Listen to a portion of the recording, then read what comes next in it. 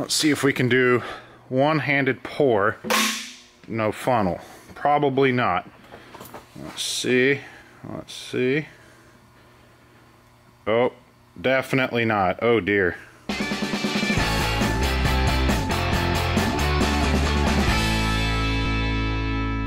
Welcome to the shop. I'm Jared, and this is Wrench Every Day. Behind me, you maybe missed him for one or two episodes, we've got Earl Leeker, the 300ZX 1990 that we are doing a 2JZ out of a Toyota Super swap to it, and there it is. So we've got a lot of little things that we need to get punched out, so this is ready to start. We've got to pull the transmission back off and actually install the clutch and all the flywheel parts for the adaptation. The other thing we're going to actually do is in the kit, we're told we can use as few as 5 bolts. Only 3 line up right now. So off the car, we're going to bolt the plate to the transmission, and we're going to actually have to add some holes. Like this hole here on the non-turbo isn't drilled out, and we have a place for it. So we're going to have to go through, carefully do some of those holes so we can actually get at least 5 bolts so we don't break the transmission off. We're going to pull the exhaust manifold off, and we're going to actually port it so we don't get boost creep, which we'll talk about when we're doing that. Bolt our valve covers on, intake manifold. There's just so much to get done. Then we're putting it back in the hole, wiring it, going to try to get fueling, and see if we can actually end today's episode with a little bit of noise. So let's get started.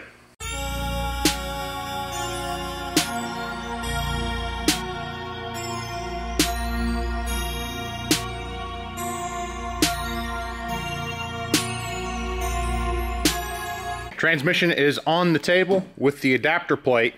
Again, what we'll end up needing to do is we'll mount this and find the missing holes.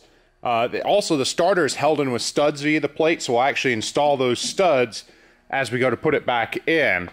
So if we can, see if I can manage this one-handed. We know how good I am at that. Again, these are the holes that it mounts to the 2JZ with. These will be studs for the starter to go through. And we kind of have to go back through and try to find some other holes that could work.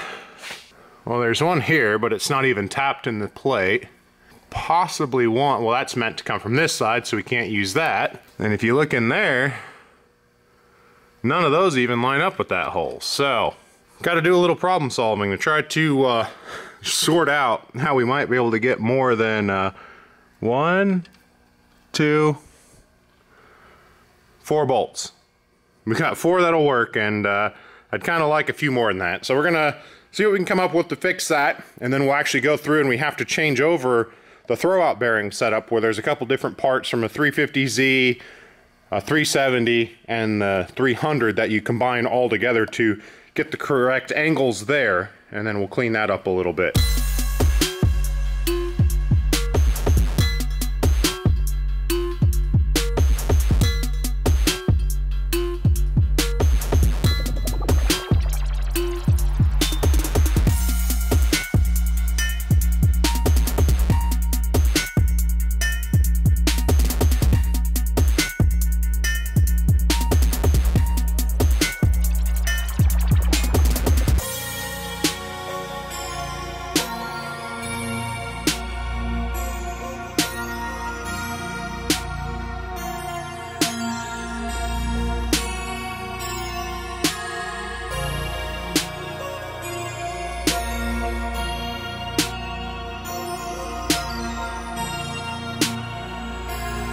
So we had to actually grind down the bearing retaining plate here to let the shift fork, or the release fork, slide in all the way, but now we are able to get some action. Oh, popped it all apart. One thing we'll have to watch for is once it's completely together, we may not have enough throw, and we may actually need to cut the bell housing just a little bit there.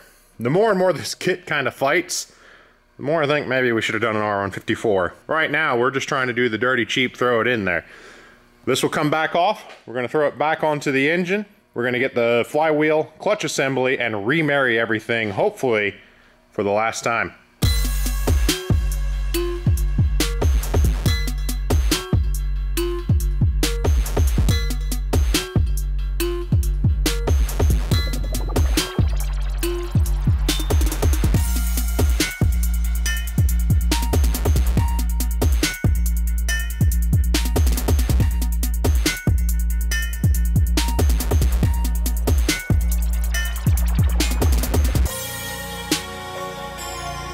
Flywheel is on and torqued. We're going to clean that real quick before we put the clutch on. The pilot bushing adapter's installed. Bolts are torqued. Got that starter. If you are doing a similar kit and you need to take just the threads out, 15-30 seconds is your drill bit size. Keeps a nice fit snug. And you also need one of these open face style starters. Some of those starters have cages, and if that's the case, it'll actually interfere your flywheel. Since that's open, we're good to go with that. Clutch is torqued down. One thing you want to do with your alignment tools is make sure they slide in and out smoothly. If they bind excessively, when your input shaft goes in, it's going to get stuck. Get these things bolted together, throw it back into Earl.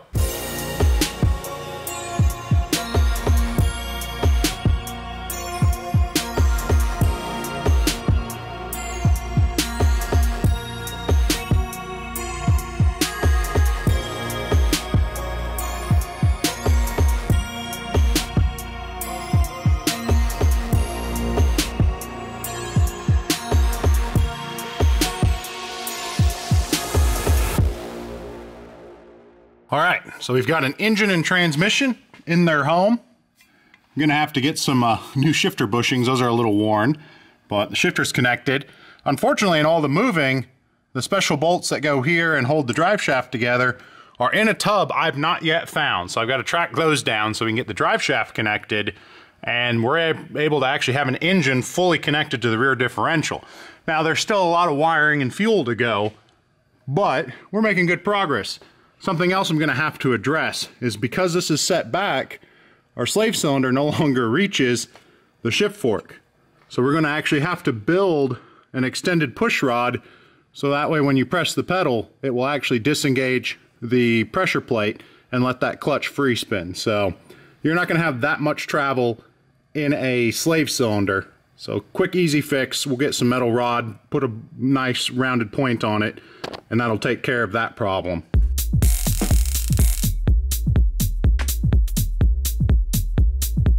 So we've got our turbo and our manifold here off the car. This is what bolts to your cylinder head, and the exhaust coming out of your cylinder head enters each of these ports. They then travel to the center port, which is where your turbocharger will bolt onto. So here's Earl's 300 series from Borg Warner. The exhaust enters each of these ports, travels around this scroll, what some people call the snail, and then it comes and actually catches the turbine, which starts to spin, and it exits out through our downpipe. So as that spins, on the opposite side, you have your compressor wheel. And as that's spinning around from the exhaust energy, this becomes like a vacuum, and it just starts sucking in the air, discharging it, which makes our positive boost pressure. I went ahead and pulled out my Silver Supra's 400 series turbo. The main reason I went with my 400 series is the size of that center shaft. It's going to handle a lot of drag racing, anti-lag.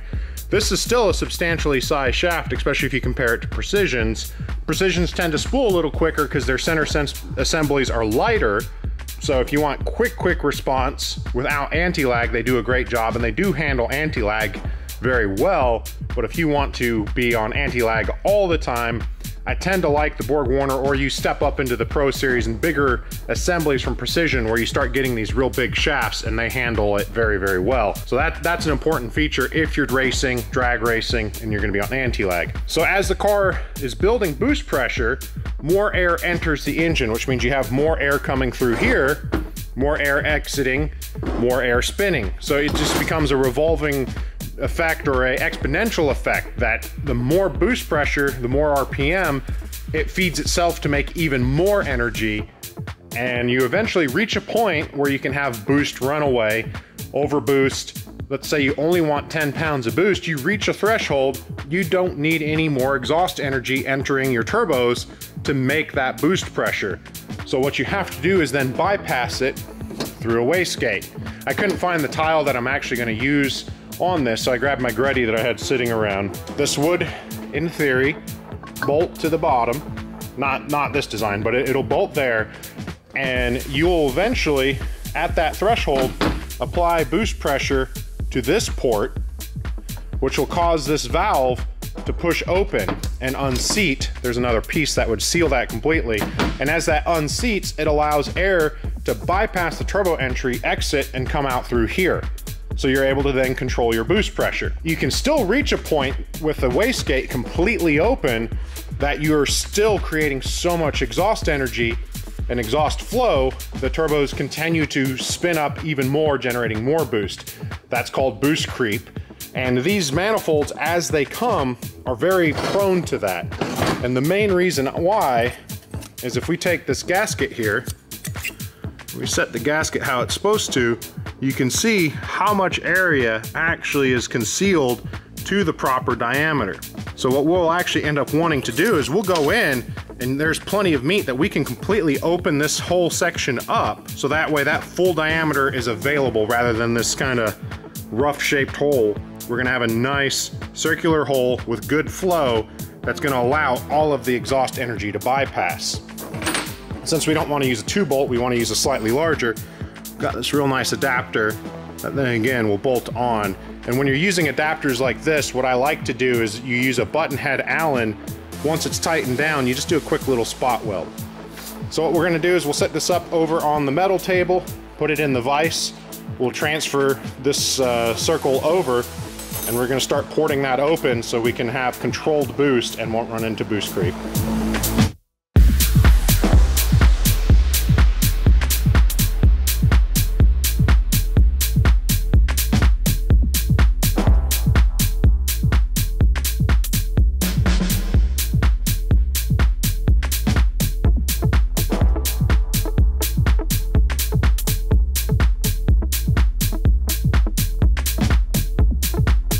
And there we go. Another way to save a couple $100. That is, of course, if you've already got a porting bit or a good air compressor. You can get the complete bit set for about $50 off of Amazon. To cut the ferrous metal down, you will take a lot of air to get through this, but if you've got those tools, it's a great way to save a little bit of money. Or it's a good excuse to buy the tools so you have it in the future. But now when we set this up, we can see the holes are actually matched much better. And let's get the light going in there.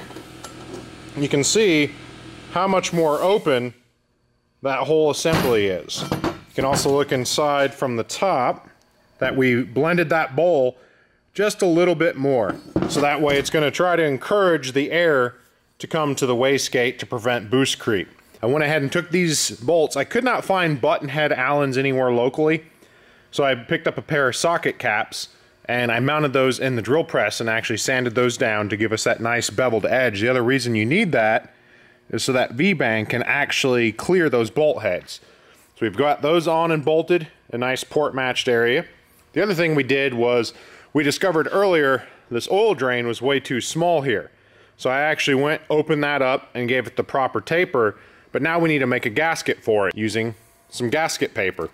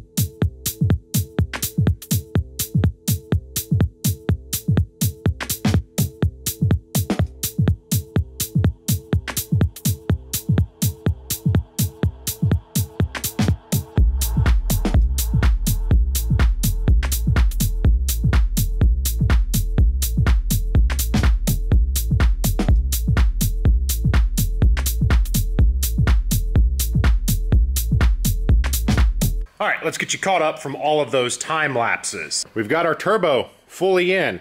We don't have the oil drain flange. I've got to run out and get the 3/8 by 16 bolts. I don't have a lot of SAE around, but turbo, oil feed, the manifold is on, waiting on the wastegate, downpipes bolted in, so that's taken care of. We've got our valve covers, spark plugs gapped at 29 thousandths, everything bolted down there. The evergreen gasket kit, I'm not the biggest fan of. Those blue valve cover gaskets, you got to stretch them to actually make them fit in. And then they're actual washers here. These are what are meant to hold and retain the torque of your bolts. They're not very good. They just kind of pancake. Two of the bolts that I had factory washers, and you can see how much nicer those look. They don't balloon as much, and they're going to keep the bolts tight. One of the most common causes of 2J valve cover leaks, and actually really any Toyota that uses this style washer, is they get hard and brittle and it just loses torque and the valve cover lifts, and that causes your leak. So we'll see how those hold up. Oil filter housing's back on and our lower intake manifold's on. Next on the list, I'm going to dig through all my fittings to actually look for the M12 125 fitting that'll go into this rail, so I can convert that to a -6 AN. So that'll be our feed. Our return here is actually perfectly fine because for now we're using the factory regulator until we go to an upgraded fuel system. So then once I get that AN, we'll run from the fuel line, quick little fuel filter here, and then we'll run from here back for our return. I've also got to pick up some coolant line. When you're not using all of the coolant line that goes to the idle air and the throttle body, those are anti-sticking agents for cold climates. They warm the units up so the carbon won't stick on the pistons and the throttle plates. Not an issue. So we'll actually bypass that from this nipple back to that nipple. So I've got to pick up that coolant hose, got to find a fuel fitting. We'll get those last couple things knocked out, pick up an oil filter and some oil so we can get that filled up. Making some real good headway on Earl, getting some stuff done. So it's the next day, well actually 2 days later. We've got one of our fuel fittings in from Amazon, unfortunately not both of them, so we're not able to completely finish up the fuel system, but we did make some good progress and we're getting ready to keep plugging away. So we got the fitting that goes on our fuel rail. That's the 12 AN, get the light to work, there we go.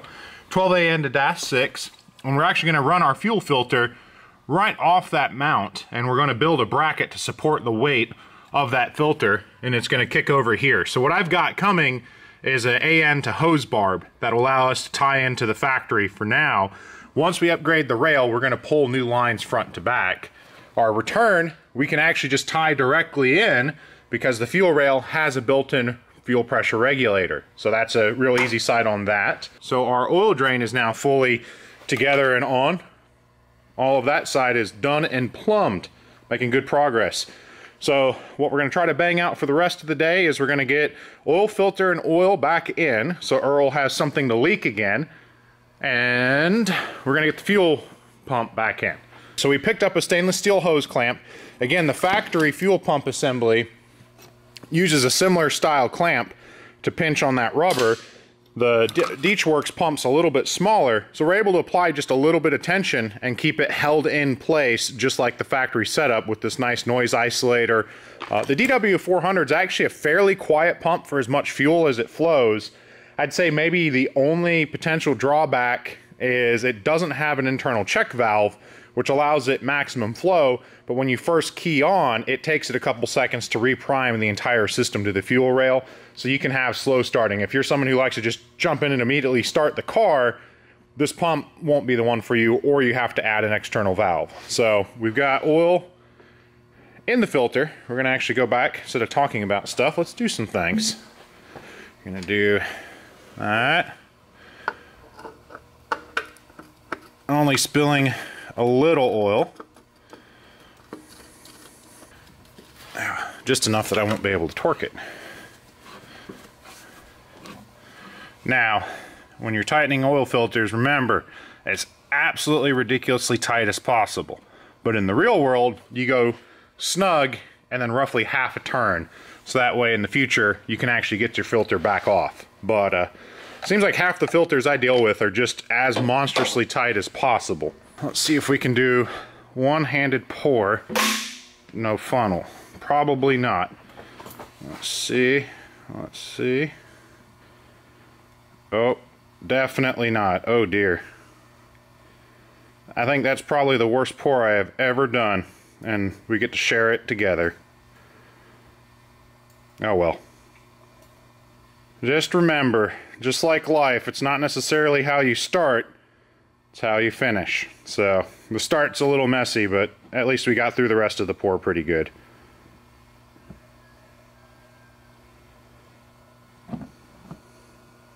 Alright, so one of the last things we want to get wrapped up for the day is getting our clutch slave cylinder push rod extended. So I actually pulled the tape and we need it right at 1 inch longer.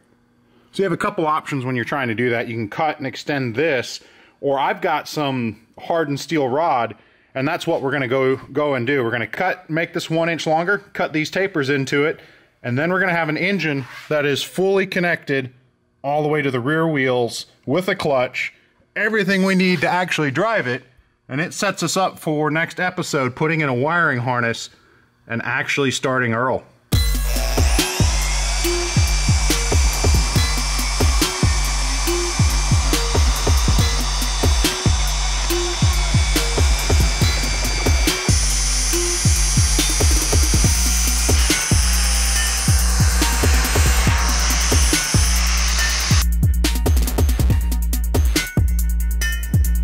And there we go. Extended push rod. We cut the little bit of a groove in there. I think a more practical thing would have been to start with a thinner metal rod, but that's all I had. So you saw we kind of were able to use the drill press like a lathe. Got it cut down. Gonna probably end up clearancing this a little bit more. I was inside actuating it, and while it moves smoothly, it's a lot closer in some of those spots than I like. Fuel line, return connected. Again, all the turbo returns and feeds are connected. We're so stinking close. Waiting on one more fuel feed fitting and the wastegate to come in, and that's going to come on the next episode where we put all the electrical in, hook up the standalone. Now we're not rewiring the whole car just yet. We're going to put in the engine harness and provide it power outside of the car's normal switching, just so we can get Earl started, because we've really got to get hammering on that hideous thing, good old Honda Rousey. So that's going to do it for today's episode of Wrench Every Day. Appreciate you hanging out. I didn't even think of what I'm going to say for a closer. So that's going to do it for today's episode of Wrench Every Day. Appreciate you hanging out with me. I'm Jared, reminding you to always make questionable choices, unless it's regards to public health. Probably listen to the experts on that and be a little bit considerate.